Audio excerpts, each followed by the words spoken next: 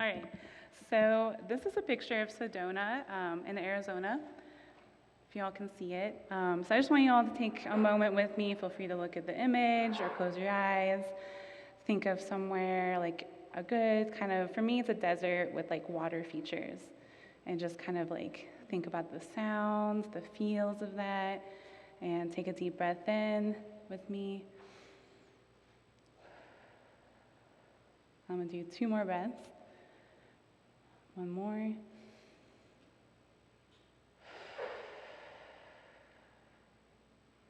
All right, and then 1 last breath.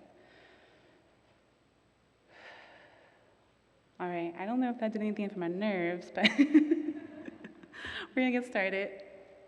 So thank you all for joining me this morning. My name is Alicia Thompson, and my maternal clan is the Towering House clan. I've been working on some of this work that I'm about to present to you for a couple of years. I did this work as my master's thesis at Northern Arizona University in the School of Forestry, and Kavira found me somehow hiding underneath a rock and decided to continue this work. It was amazing that Kavira was able to hire a lot of indigenous kind of researchers and consultants on this work. So we have case studies featuring 3 of our project partners that we were doing, as well as info sheets, and I was responsible for the synthesis part. So yeah, thank you for being here. And I wanted to give a land acknowledgement for everyone, just a little bit of Santa Fe comics for everyone.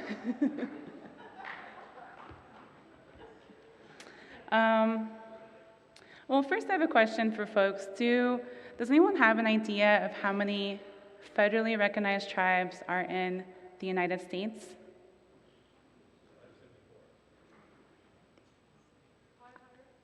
I heard the right answer over here. 574. And I heard 500. So yeah, there are a number of tribes here in the United States. There are actually a lot of tribes that are not federally recognized, and they're state recognized, or they're just not recognized at all. And in our area here in New Mexico, we have over 50 tribes that I would say acknowledges this area as ancestral lands. And I just wanted to share, I wrote a little bit, but these tribes, including myself and my ancestors, have gone through 500 years of colonization. And to me, that's 20 generations that we have been surviving through these impacts of colonization. These colonial efforts have attempted to erase our ancestral knowledge through genocide, relocation, assimilation, and harmful systemic policies. These actions over the past 500 years are directly correlated to issues currently in our indigenous communities that are related to loss of land, loss of culture, loss of language, and overall loss of wellness and health in our community. In our area here in New Mexico, with we have about 15 pueblos that we recognize in the area. So hopefully, if anyone gets a chance, if you're here from New Mexico, you have to go to a feast day. I hope someone's gone to a feast day and have been able to partake in our festivities. Let's go to the next slide. I come from Arizona, northern Arizona. My home territory is on the Colorado Plateau, and so it's a geologic uplift that covers New Mexico, Colorado, Utah, and Arizona. And to me, wherever I go on the Colorado Plateau, it's home. We have the same plants everywhere, the same medicinal plants, same animals, even the same geological features that we see. If any of you are familiar with these pictures, that is the San Francisco Peaks in Flagstaff, Arizona. That's one of our sacred mountains. Down below is another Sedona picture. And then here's the Grand Canyon, are just a few features in my neighborhood.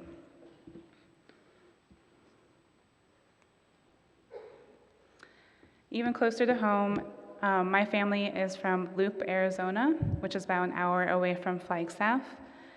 You can see maybe in the distance there is the San Francisco peaks in the far distance. So we have an amazing view of the mountains from where my grandmother lives, but there's also a lack of a lot of resources. We don't have running water or electricity on our home property.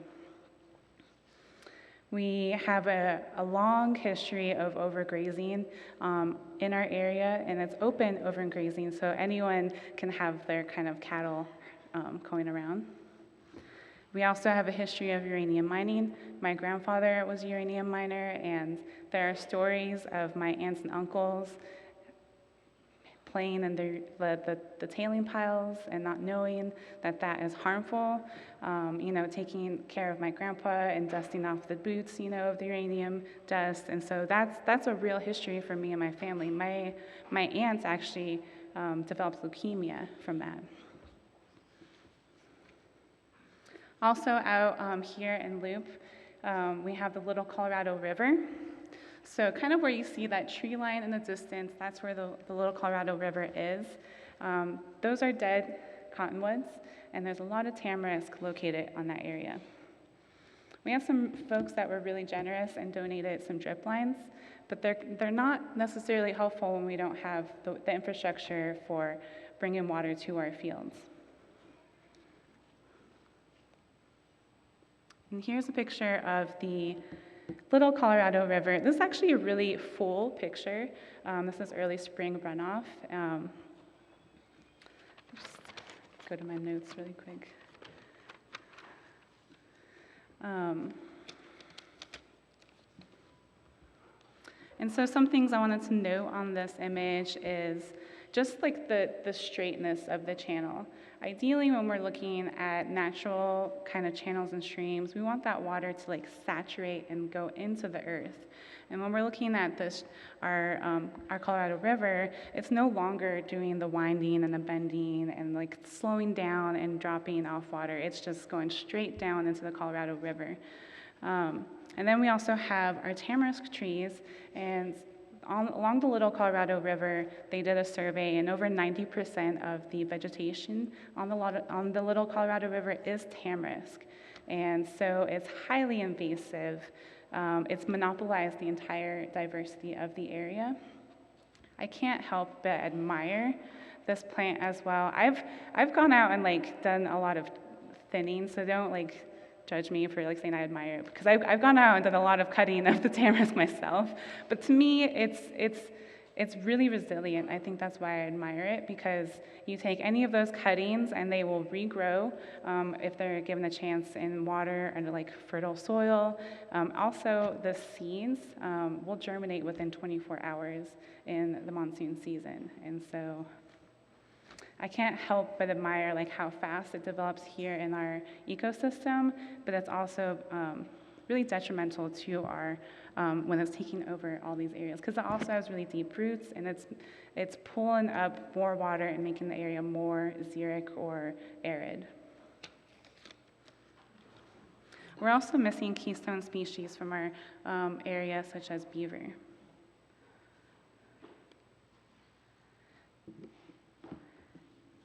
Just a little bit further away from me is our Grand Falls area.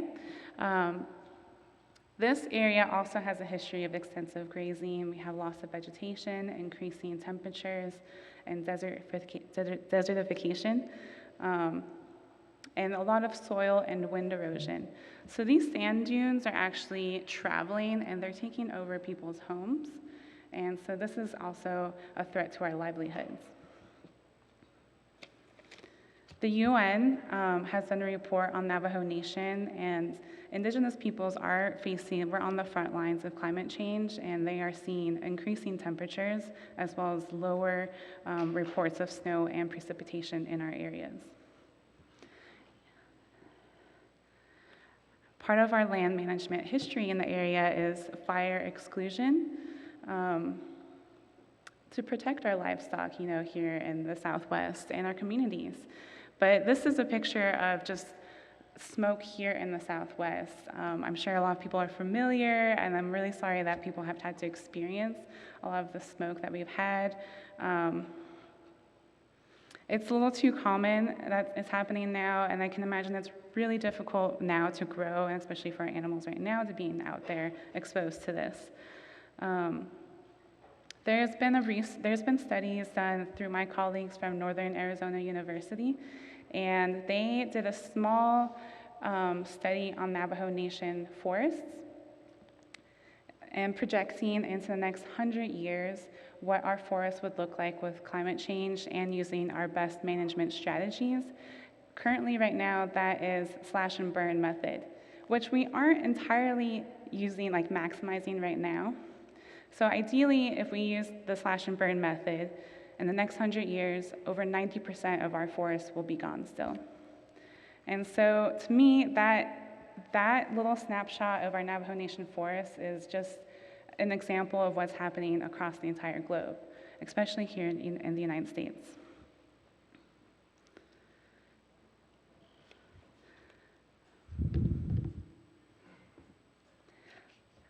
Also in my area, we are located in a food desert. So where I live in Laguna, Pueblo, we have to drive in 120 miles just to get organic produce. And to me, when you're driving 120 miles, that's no longer local produce. Our local tribal grocery store offers a lot of selections. These are actually pre-pandemic prices of our produce. So just keep that in mind, like that is what we were paying at our tribal grocery store in like 2018, 2019. And this produce is not the best looking either. It's kind of like on its last leg once it gets to our tribal grocery store. Some of it's moldy or rotten, and people are just not as invested into spending their money towards these food products versus fast food or processed food that can feed the whole family for that price. Here's another picture of our tribal grocery store. That's all stacks of soda. Even in the far back is a huge stack of soda. And this is directly feeding into our communities of diabetes and health issues. So that is my land acknowledgement. Wasn't that long? And this is what I think a land acknowledgement should look like. And so I just wanted to demonstrate that for you all. As this is what it looks like here for me and my people and my in this area. So let's take a little break, another little break. Just like 30 seconds if you need to like stretch around or whatever. I'm gonna take a drink of water. Get back to it.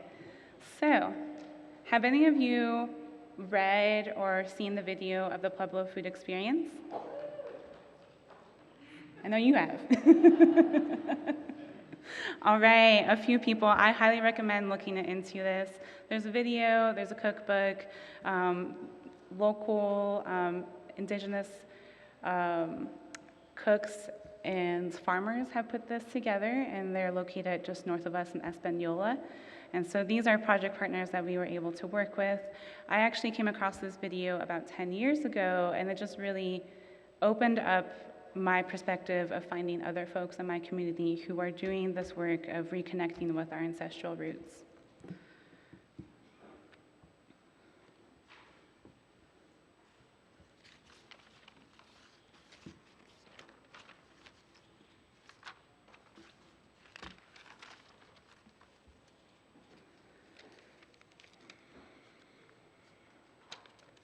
All right, so I'm hoping people understand. I feel like you all are like my people and like we're on the same vibe, but just to like clarify with like agroforestry, the definition of agroforestry is the intentional integration of trees, shrubs, perennials with crops and or animals to create environmental, economic, and social benefits.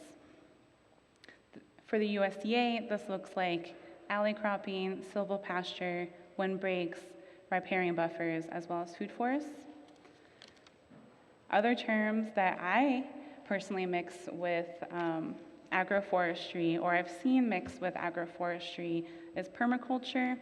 We have agroecology, agropastoralism, ethno-agroforestry, holistic range management, watershed management, wildlife gardening, as well as wild harvesting are words that I see interchanged a little bit with agroforestry or have similar values. For this purpose, I'm going to talk about dry farming, seasonal precipitation farming, or rainfall farming. And that is all the same thing. Here in the Southwest, Indigenous people are completely reliant on seasonal precipitation to provide for our crops and our animals. And so just defining that as the rainfall gardening.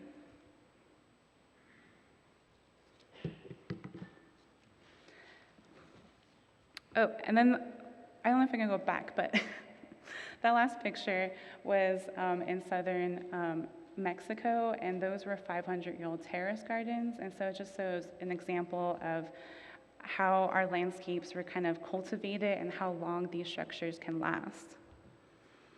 In addition to some of the knowledge and work we're doing with our ancestral foods, as I'm sure folks are kind of familiar with the Three Sisters and kind of that whole traditional ecological knowledge.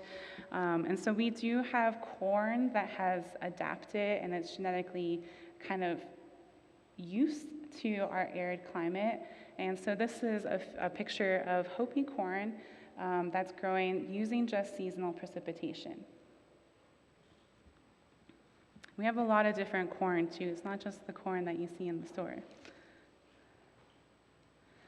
And so part of our management and looking at traditionally ecological knowledge is looking at location. And so when we're looking at location, our first thing is we're planting the water. We're looking at the watershed. Where are the steepest areas, the angles, the slopes that this water is going to concentrate? And that's where we're going to locate our fields or our project work that we're doing. This picture, the black and white picture, shows that there is a kind of like a brush dam that's put in that direct flow of water, and there's fields right below that. And that helps reduce the velocity of that water, so it's not damaging the fields, but they're receiving that direct runoff.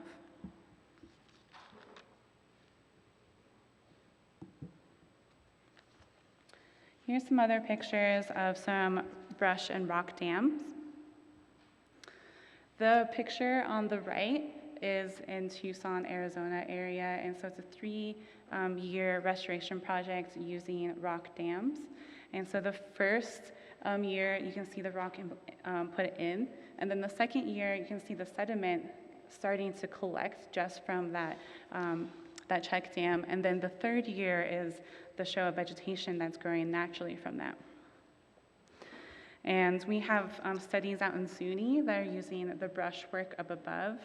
And I just wanted to share that out of all these studies, they have been noticing at least 100 meters of behind these dams of sediment that's collecting. And so all of the sediment is also carrying, I like to think of it as a traveling compost slurry. And so it's like a natural compost coming from the higher elevations, and we have silt, we have mycorrhizae, we have nitrogen and phosphorus that's coming straight and traveling with this water and going straight to your fields. And so there's a huge benefit for that we're also collecting from thinking about this traditional ecological knowledge. When I had to think about like 100 meters, because I'm not like really good at like lengths or like something like that. So I was like Googling like what's 100 meters, you know? That's one Big Ben. It's 3.5 basketball courts, you know, for size. And then for me, just out of curiosity, I was like, it's 57 average sized uncles. So yeah, if you're curious, that's how long 100 meters is. Don't question my math. All right, let's go to the next slide. Other methods of traditional ecological knowledge is the use of rock.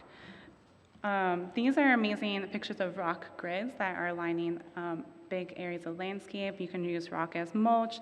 The rock has different effects where even at night, and when it absorbs that passive solar heat, it releases the heat in the evening, and it provides more of like a steady growing climate for the plants. It also reduces the wind velocity in our areas here, and just like also keeps that the precipitation and everything that is being saturated into the earth from evaporating. I also like to think that this is also where we can incorporate windbreaks. If anyone has used windbreaks in their own systems, I like to use willow and cottonwoods because you can just take cuttings of it and just put it straight back into the earth. And so those are really fun ways to incorporate trees, but I've seen folks also use a lot of orchard trees too in their systems. This is a picture of our waffle gardens. Not to be mixed with like waffles and syrup if you want, but I think our waffle gardens are really cute, and they're actually like really nice to make for flat areas, whereas our terrace gardens are really nice for sloped areas. And so each of these you're designing a micro mini watershed for each one of them. You want to capture all of that rain that's coming in and making like a little basin or microclimate for your plants.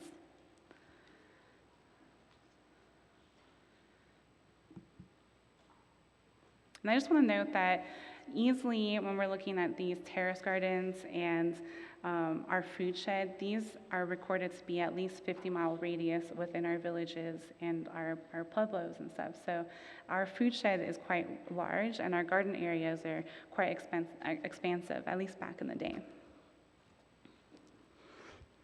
All right, so here is a picture. I want you all to take a look at it for a second. See if you notice anything I've been talking about in the last couple of slides.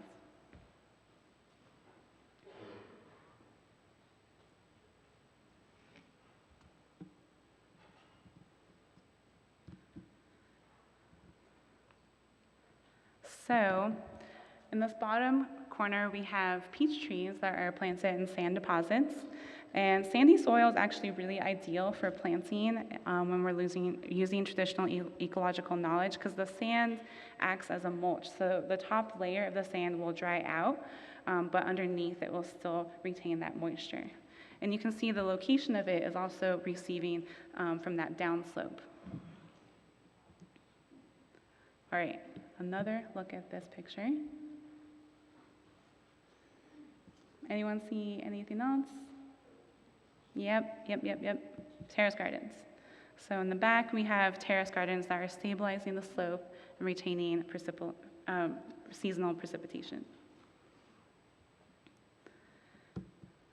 All right, I scheduled another break in here, so I'm gonna take a quick drink. Feel free to stretch around.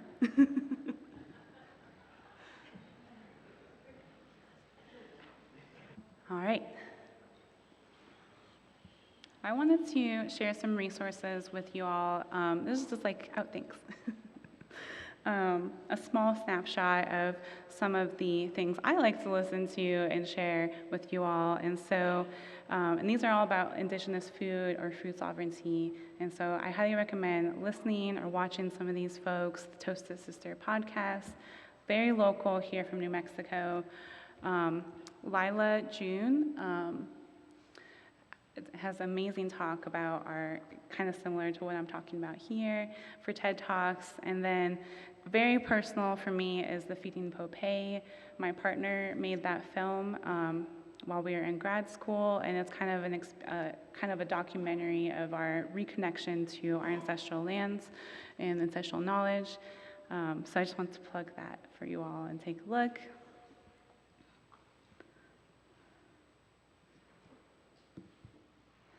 There are other amazing folks out there like Lillian Hill and Winona LaDuke, so I'm sure folks are familiar with those guys.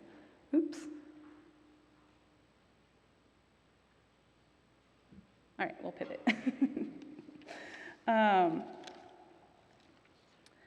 So the benefits of using traditional ecological knowledge is that we are tapping into the energy of the ecosystem, and we're enhancing it, and we're putting people into the whole system versus having people outside of the system. And so when we're using these methods, we are working on nutrient cycling. We're using watershed management, soil building, pest management is in there, as well as resilience and biodiversity.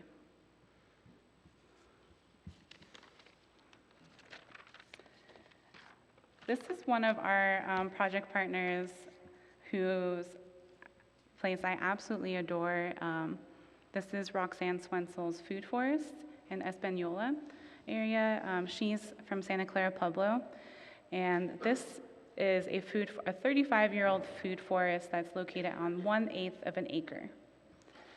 Very, very small, and all of this, this forest has been made using rainfall or seasonal precipitation solely, and using permaculture and traditional ecological knowledge.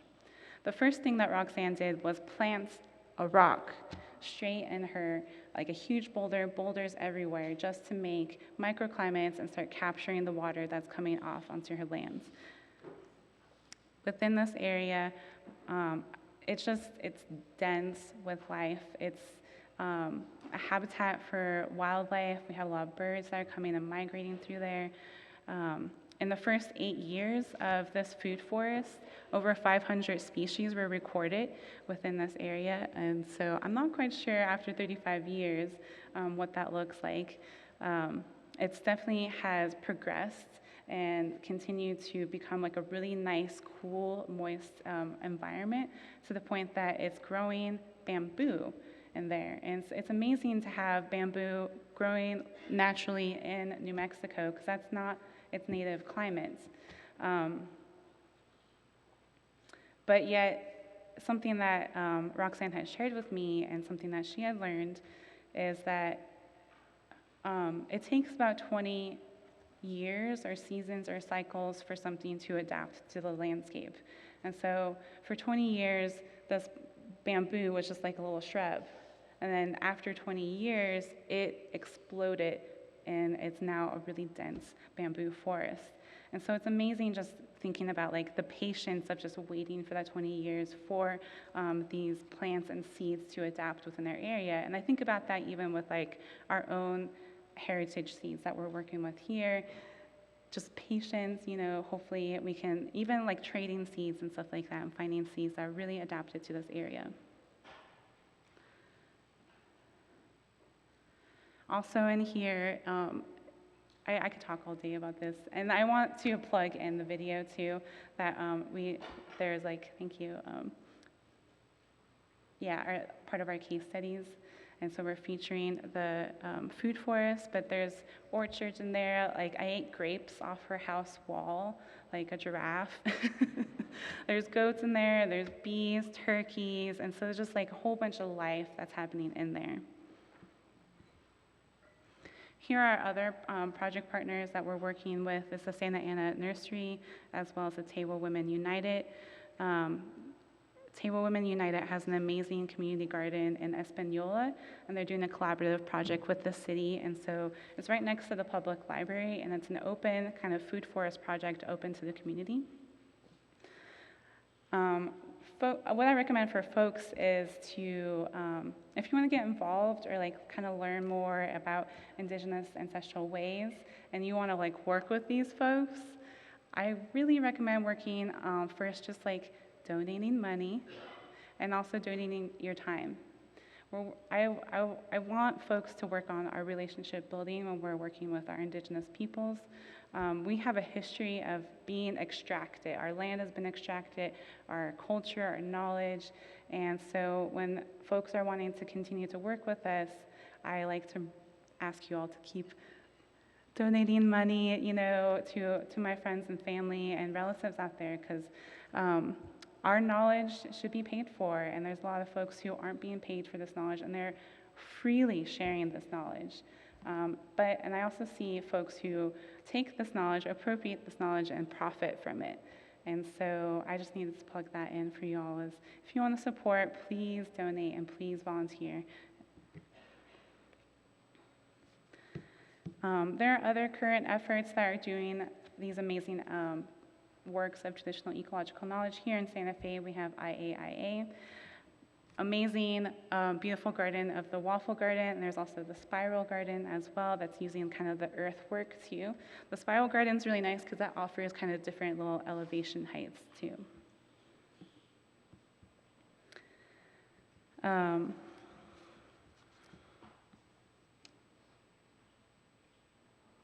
For me, here in the Southwest, I'm working really hard to make my food forests. It's nothing close to what Roxanne's looks like, but on this journey, I'm exploring a lot of what our ancestral foods are, what our edible landscape looks like, and also looking at all of these plants at all times of the year. Some of the food that I'm incorporating within my food forest is the prickly pear. We have yucca.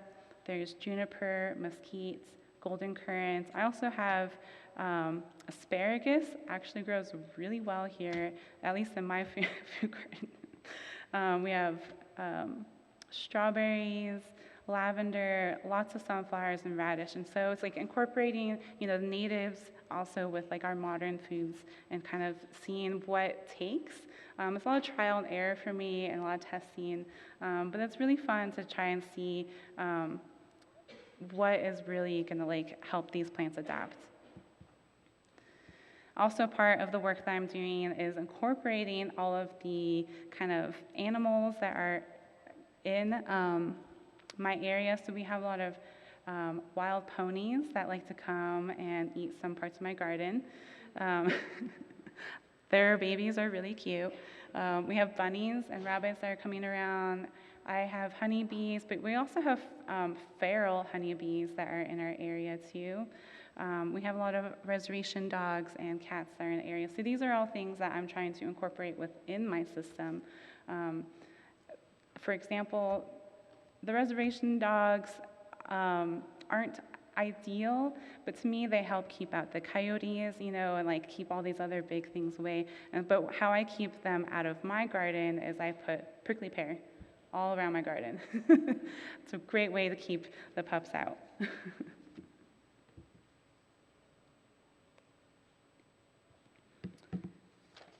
We also are incorporating fruit trees. That's our peach tree that we're growing. We have rice grass, and then our pollinator plants. And so I definitely recommend looking at pollinator plants that are coming year-round.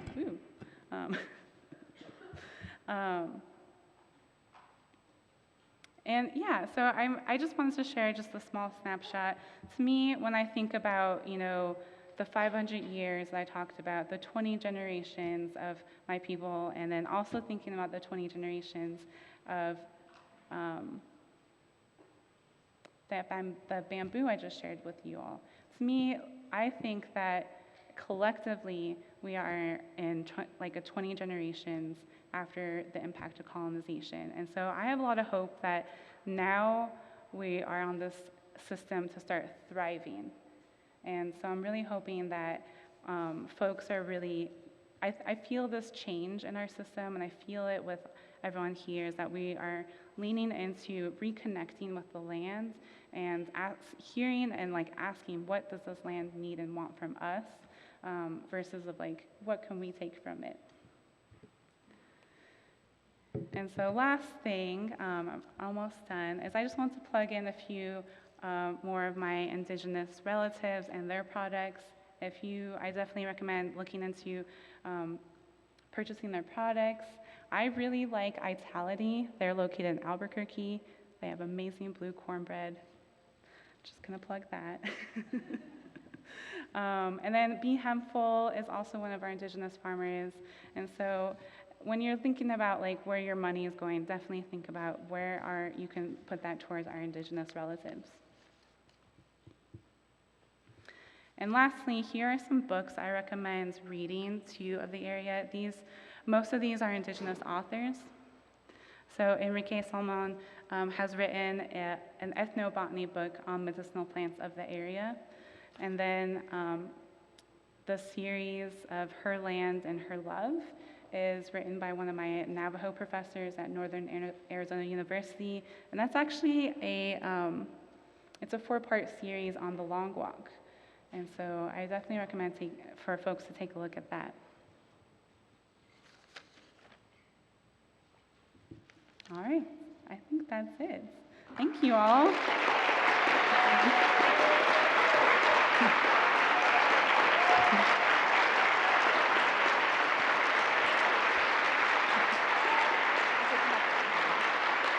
Thank you, that was amazing. And we're not going to be doing Q&A, but Alicia will be hanging out today, right? If you want to come find her, you'll be here today, chilling. Well, actually, I did have a question for myself. Okay, yeah, ask yourself a question. Yeah, love it. Yeah, Leah's correct. I requested we don't do a Q&A, but then I was like, you know, if I could ask myself a question. And that question is, what are the biggest challenges that I see our Indigenous people facing right now while doing this work? And to me, it's the lack of access to land and resources. A lot of the folks that I see in Native country doing this work are doing this gardening and food forest work off tribal reservations. And even for myself, I've spent many years trying to receive tribal and family lands and have faced a lot of gatekeeping and just kind of stuck in the bureaucracy of all of that. And so just to plug in a little bit of like National Young Farmers, and that's kind of the work that I'm doing, is like we're looking at having land access for all of our young and beginning farmers. And so that's definitely the heart of what I'm doing right now is when I'm working with like my Indigenous friends and relatives and seeing like our lack of access to land, I am in there with them because I understand that like as Indigenous people, this land is like, it is our inherited land, but we don't have access to that. And so it'd just be nice to like continue to advocate, you know, for folks that have that access to land and access to resources. Because even just sharing with you all of like my family land in Loop, we could grow out there if we had the infrastructure for water or even electricity. And so right now we're just starting at the baseline of 0. And it's really difficult to receive funding out there to get that baseline infrastructure support. So that is the question I was asking for myself. And if you all want to know more or like come talk to me, definitely come check out our National Young Farmers booth. I left my business cards there as well. So thank you all.